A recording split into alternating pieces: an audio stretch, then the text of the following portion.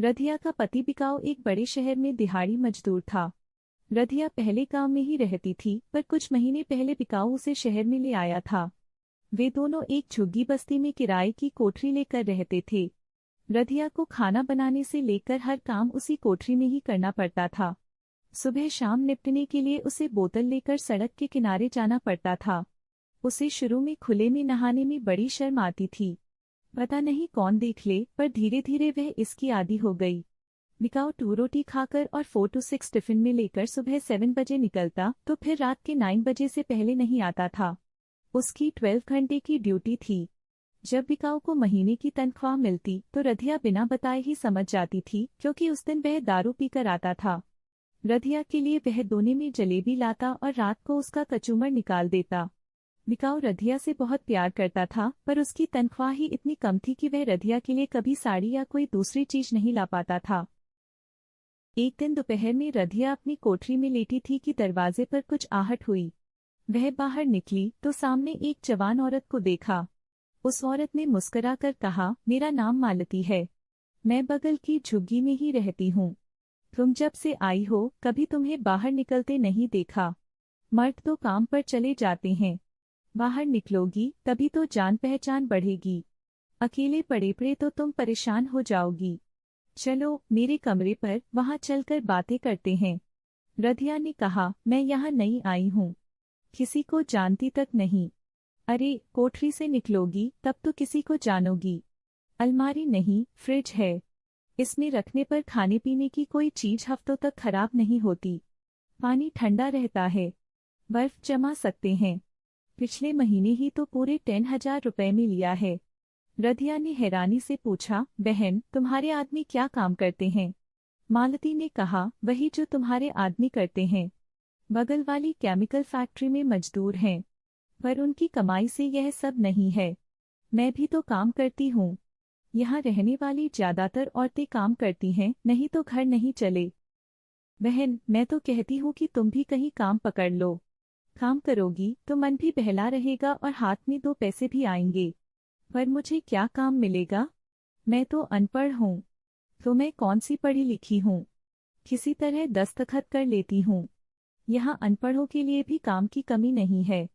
तुम चौका बर्तन तो कर सकती हो, कपड़े तो साफ कर सकती हो, चाय नाश्ता तो बना सकती हो।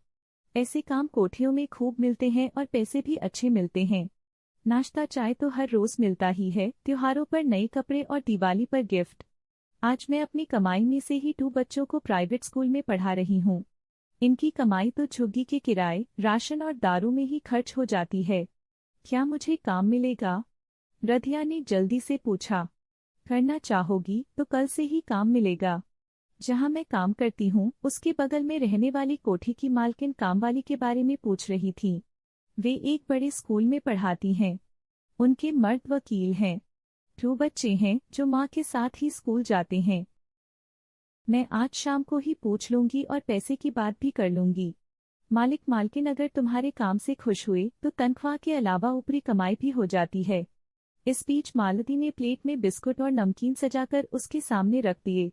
गैस पर चाय चढ़ा रखी थी।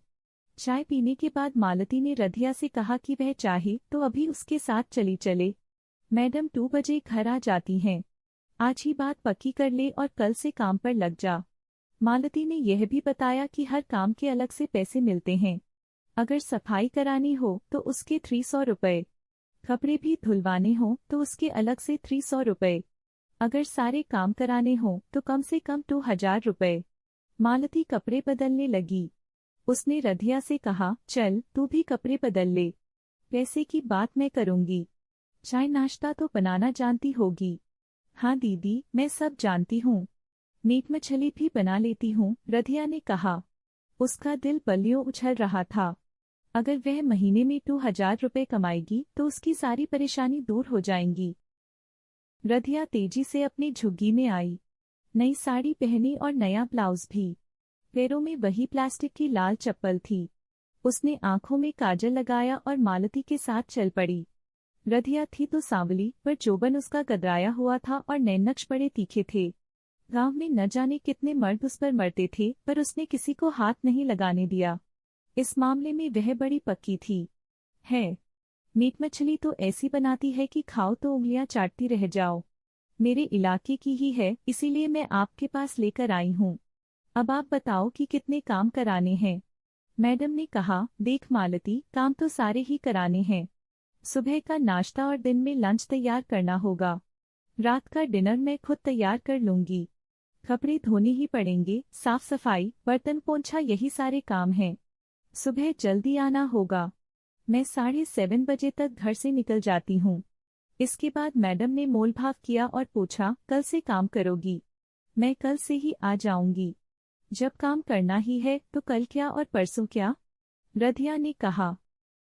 रात में जब बिकाऊ घर लौटा तो रधिया ने उसे सारी राम कहानी सुनाई।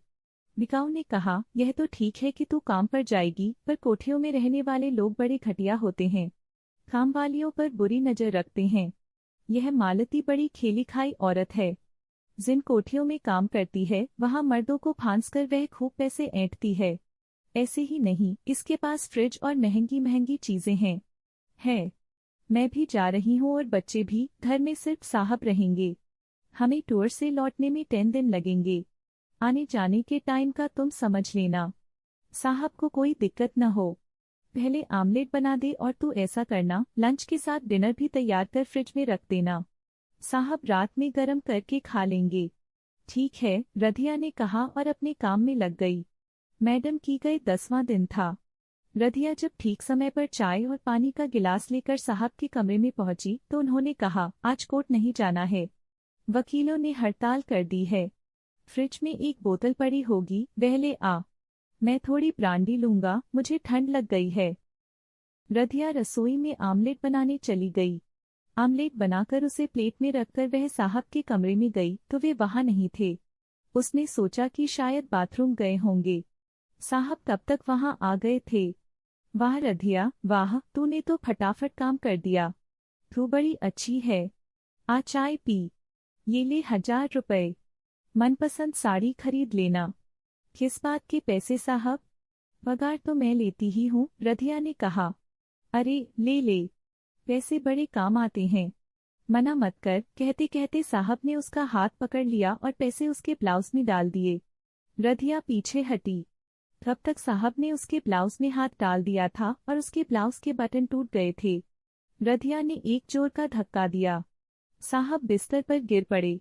इस बीच रधिया भी उन पर गिर गई। रधिया ने एक जोरदार चुम्मा गाल पर लगाया और बोली, साहब 5000 और दो। देखो, मैडम बच्चों के साथ चली आ रही हैं।